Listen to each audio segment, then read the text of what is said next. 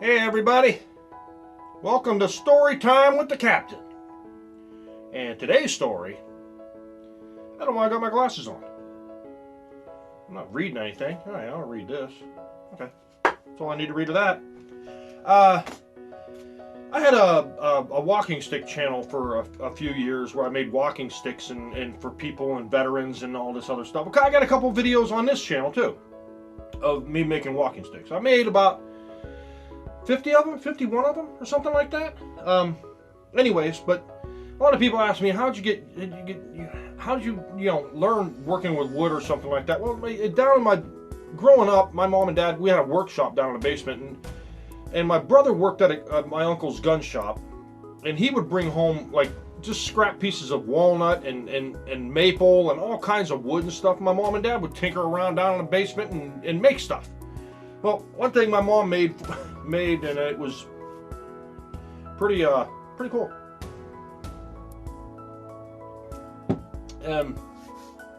She made it and it took a while. It didn't last but about 3 or 4 years, just ended up falling apart. But this thing here. Now I blocked out her name because you don't need to see her name. Her last name. She made that cannon.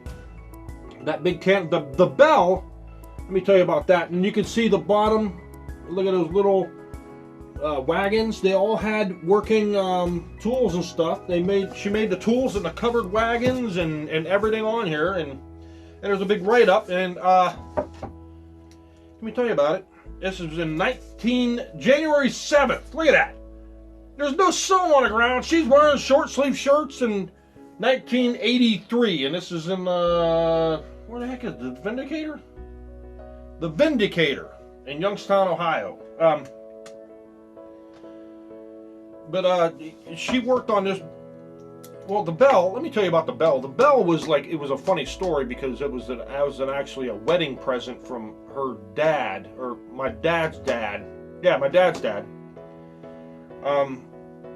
It was a wedding present. He gave her a big freaking church bell, and we had that in the front yard for years and years and years until my dad. He worked in construction. He had this, I think it was the bottom of a blast furnace or something. It was a piece of granite that was like 4 foot thick, and it was like 8 foot long by 4, maybe 6 foot wide or something. We put it in the yard and we put that bell on top of it. The bell now was at my aunt's house, and I drove up there recently and I drove by the house and it wasn't there. I don't know where it went, but the cannon was actually made of scrap wood, of all scrap, tile, just everything. Everything was just scrap wood we had around the house, and the barrel. It's everything's made out of wood except for the chain. The chain is actually steel, and then some of the bolts and stuff, and the bolts and screws and everything. But it talks about. I don't even know if you can go online and look this up, but it talks about our raccoon. We had a raccoon growing up, Chipper. We had 3 of them. It's at different times of the year, at different times of my life, but everything she made here, she made out of like scrap. The little wagons and stuff, made all out of pieces of wood that we had laying around and everything. And my dad made at the time, Atari came out. It was around that time, and my dad made a case. It was a big freaking case. It had little domino pieces made of maple. And he cut them and he sanded them all down and put glass for the windows. There was a door on it, and my nephew put his Atari tapes in there. It was like a big case that held the Atari tapes. I don't know. He probably still has them. I actually have a picture of me playing a game that they only sold 300 of these, and I have a picture. If I find it, I'll put it in the video. And this game only sold 300 by Nintendo. It was called Special Olympics or something, or Olympics, where you had a pad. It looked like there was like numbers, like circles, almost like a twister pad. And you would run in place, and the guy on TV would run, and you'd have to jump, and to make him jump and do different Olympic games, I guess. And somehow somebody said it was like, a couple years ago I heard somebody said that somebody sold theirs on eBay for like $17,000. He probably still has the dang thing. Anyways. So that's my story, and I still have this. They put it on a piece of, veneer plywood, like 1/4 inch plywood, and put a bunch of lacquer over it, and it's been preserved since then, and every once in a while I have it at work. I have it at work up on my machine. Anyways, but that's about it. We always worked on goofy stuff. Tinkerers. And my dad we had a lathe, table saw, I think a 5-6 foot drill press, all kinds of, saws, Dremels, and bits, and all kinds of crap. And he made all kinds of stuff. He made all kinds of stuff. Somewhere, I don't know where this stuff is now, but the Cannon only lasted about 5 years. Ended up rotting away and falling apart and everything. But we'd always have people come down the road and ring the bell, I guess. And my older brother, get all mad and pissed off because how dare someone ring that bell? Get over it.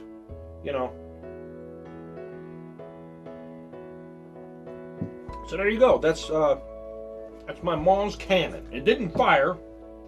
She made the cannonballs out of plaster of Paris or something, and they fit in there. And she made the ramming tool to pack the powder, everything. I don't know what you call that. What do you call that dang thing? I don't know. But I don't know where all this stuff is at now. It's probably somewhere. But that's the story of my mom and her Cannon in 1983. And today's beer is brought to you by, 7th Sun Brewing, Double India Pale Ale, 8%, 8.5%. So Budweiser's 5. This is 8.5. It's 85 IBUs. Look at the can. Look at that. Pretty neat artwork, huh? Yeah, look at it. 8%. Yeah. You drink a couple of these suckers, man. You won't know it. Oh. So, what else am I forgetting? I don't know. I have no clue. But I don't know where that bell went. My aunt, when we sold the house, she took it. And actually, my friend growing up that lived across the street owns the house now. I think she still does. And I actually I made a video on her of my paranormal experience when she lived down on the other street, down on one road, down at the last house and stuff, and some goofy stuff happened there, and I was there, and you have to look that video up. Oh my God, I never felt so freaked out in my life. That was just evil. Anyways, you could give it a check it out, and I think that's about it, folks.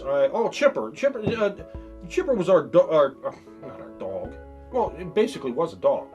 We had 3 different raccoons at different times growing up. This is Chipper the third. My brother had them. You get them when they're babies. And we're always down in the woods. And he got them as a baby. And we raised it, and it wandered around the house like a dog. We had pictures of it playing with the dog, rolling around with the dog. They were playing. And a couple times it would bite you, or wrestling with you or something like that.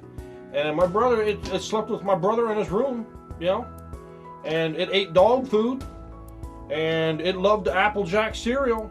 And a lot of people say that raccoons have to eat water with their food. Not that raccoon. That thing would eat practically a whole box of Apple Jacks and not touch water. It loved Apple Jacks.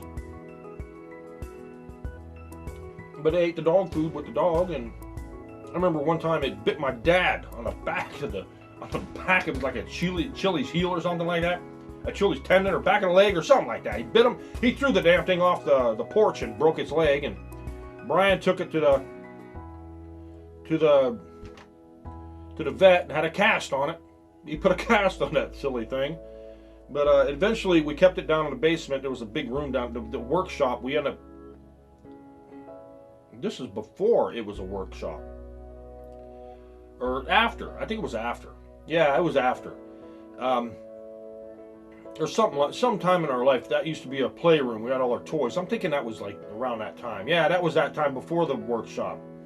But he kept it in there, and it just got mean. It got big and it got mean, man. I remember putting my arm in the door, wanting to pet him, and between the door and the wall, because we had a big plywood door, and that damn thing started chewing at my hands, and I was like, man.